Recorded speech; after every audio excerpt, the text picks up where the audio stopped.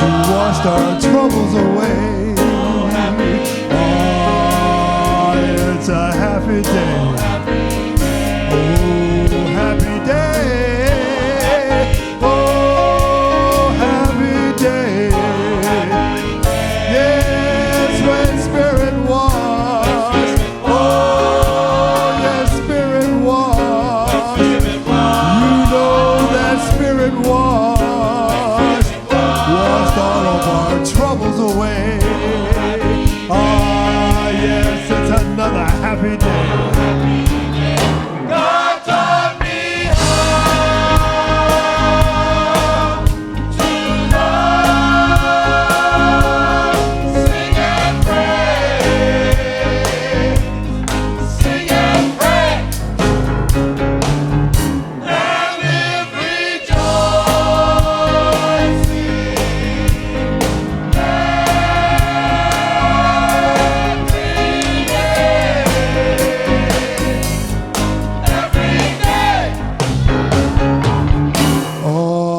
Happy day.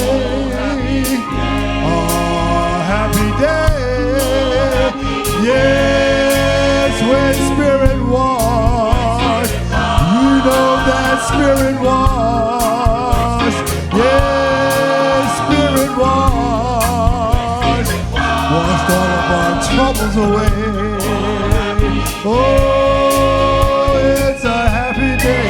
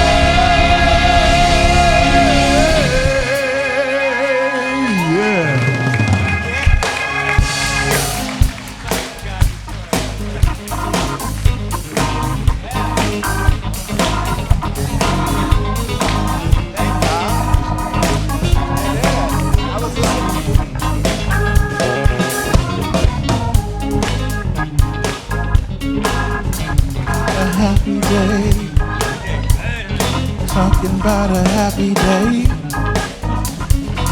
Oh, happy day.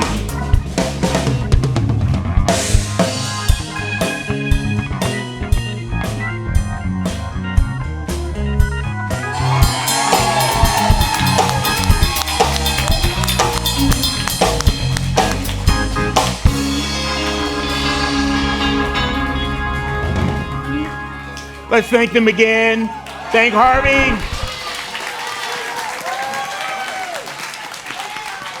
How do you know what you know? Well, you're going to know today. Our illustrious author will debut her new book today. And please welcome Reverend Sara. Thank you. Good morning. Good morning, everybody. Oh, I'm so glad to be here, and I'm so glad you're here. And I'm Sara Stevens Nichols, and my pronouns are she, her. And I'm one of the ministers here at the Center for Spiritual Awareness. And I wrote this book. And I couldn't have done it without any of you, but especially my husband, Bill McGavran, in the front row there.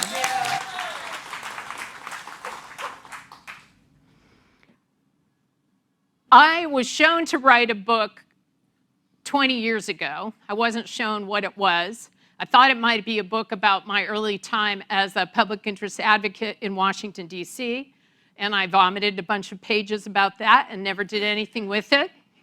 And that still exists.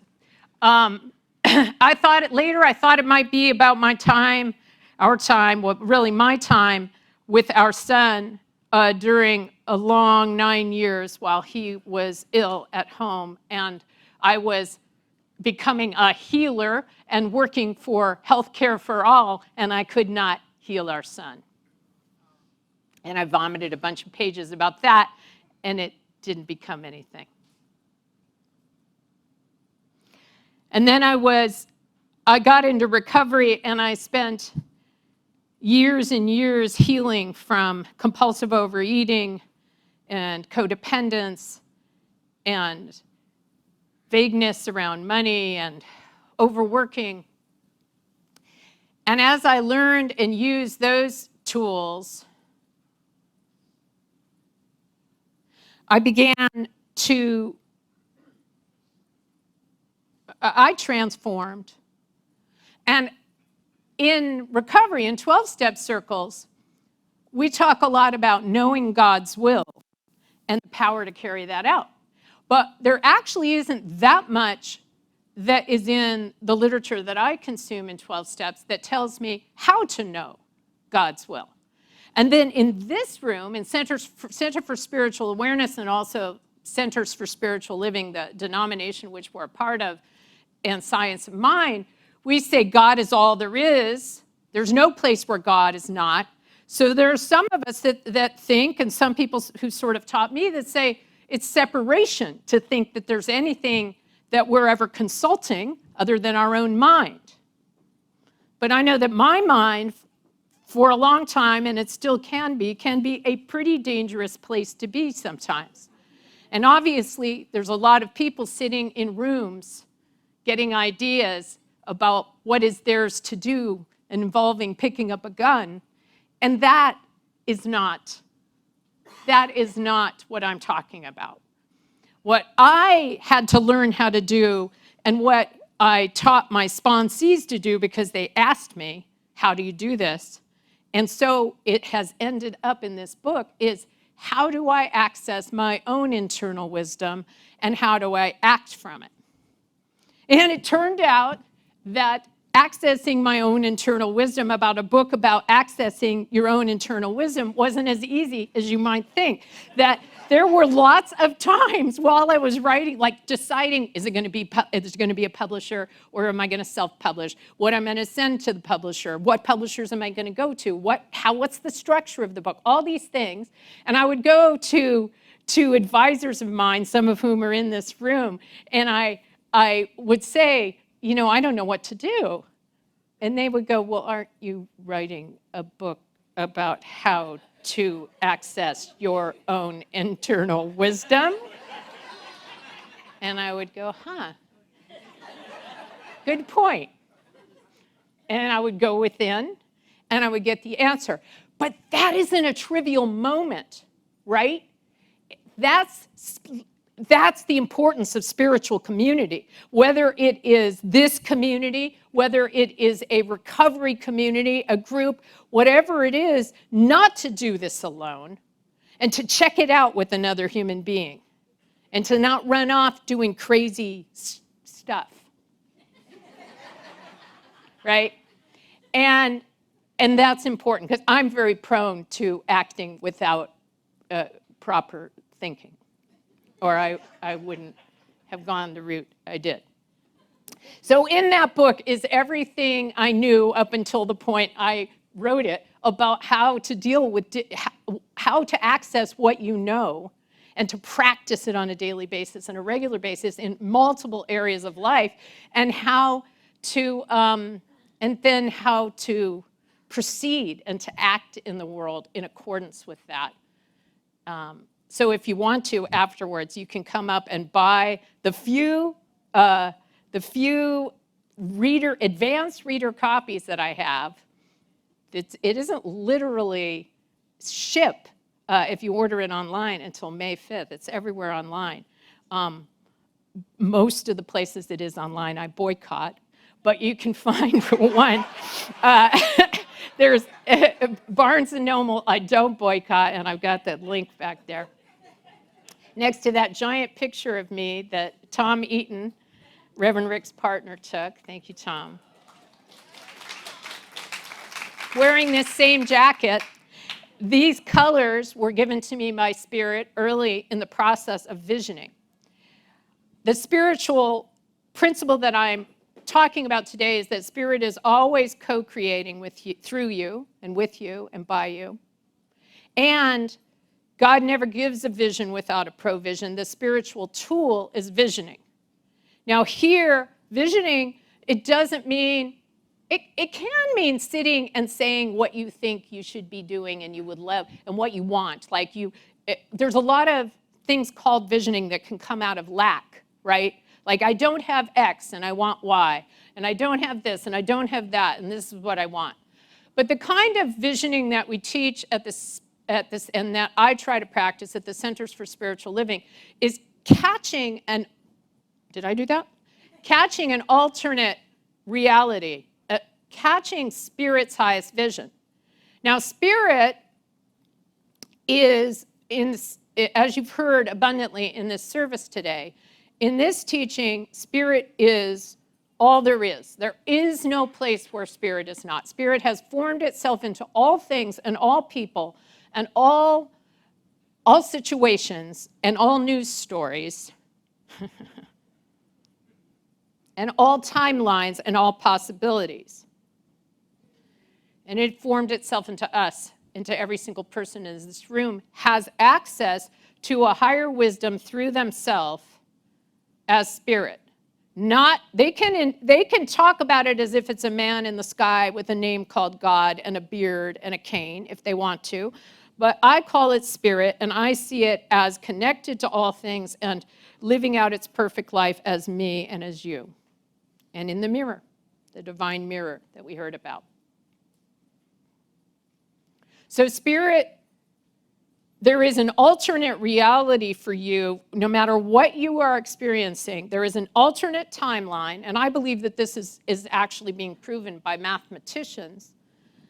Another equally possible way of being in your life, in this country, and in the world that exists right at this minute, that it is literally an alternate timeline that if you catch a string of it, kind of like catching a mouse's tail, a little difficult, you catch that something in that vision in your meditations, in your visioning meditations, and you bring it in and you begin to see this alternate reality is possible for me.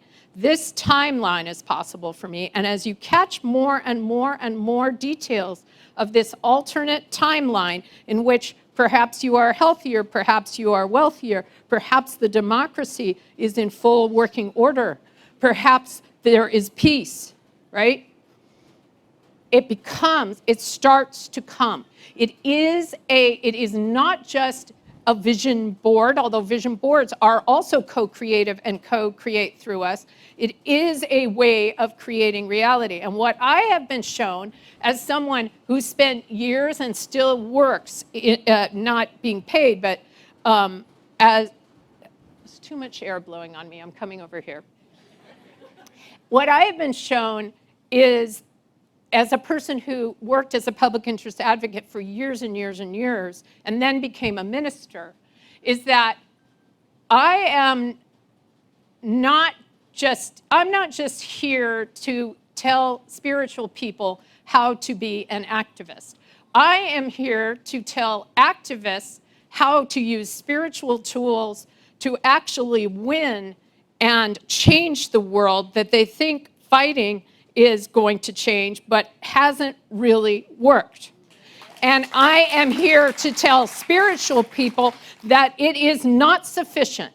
The time has come to an end to focus on your own personal, financial, and health and life as your only focus of your spiritual life. It has come to an end. Spirit has informed me of this, and Spirit has informed you of this, but whether you noticed or not is another matter. The crazy stuff that is happening in the world, the nightmarish quality, the relentless drumbeat of war and breakdown in civil discourse and breakdown in democratic institutions is there like a nightmare that we might have at night to wake us up, to get our attention, to make sure that we know that that time of being in an individualistic thing where all we're doing is focused on ourselves is over. That is over. It isn't working. That is why we're here. It's not working. And 2 weeks ago at the Center for Spiritual Living International Convention in Reno, I went to a workshop called Visioning to Heal America. And in that workshop, Reverend Stephanie Clark of Medford told her story of growing up in apartheid in South Africa, moving to the United States, wanting to become a citizen, going to the U.S. Capitol, seeing the original, one of the originals, I don't know if there were more than one, of the Declaration of Independence, and recognizing that it was a vision statement.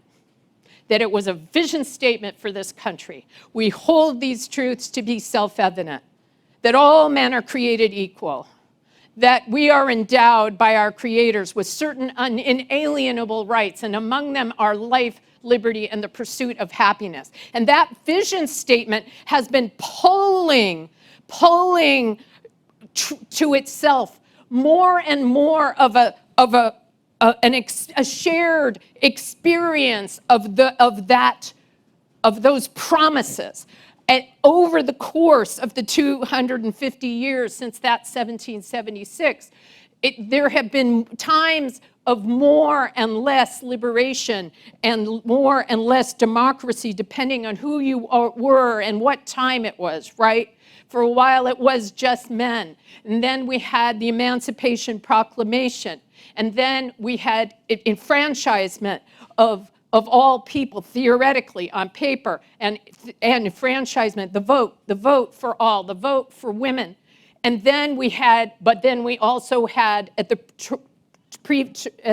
beginning of the previous century, the Palmer raids where immigrants were being rounded up and deported regardless of immigration status. This might sound familiar to you. And where there were lynch mobs, and where the beginning of the entrenched Jim Crow segregation laws occurred. And then we had civil rights era where we passed civil rights legislation, we destroyed segregation, and now we have this. These things are happening in our country and our history, and it is all of our job as Americans. It is all of our job to see that this vision of America is the real reality of America for all of us. Yes? And so we do that in all the usual ways. We vote, we read the news, yes? Read the news, because every single news article is either a prayer request or evidence of the new reality that you want. So if it's horrible, it's a prayer request, and maybe 90% of the news articles are a prayer request right now. And that 10% is evidence of the world you really want. My husband was successful and is successful in creating a new reality, actually using laws and working the state capitol with the state capitol and with the California Air Board to create regulations and laws that evidence this new reality. If you followed him, you'd see news of a new reality, although it gets threatened all the time by the current encroaching national situation, to put it mildly.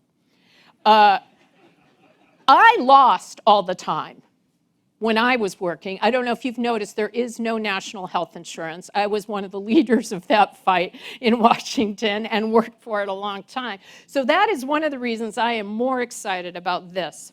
So I know I need to wrap. I'm not even looking at Reverend Rick's face.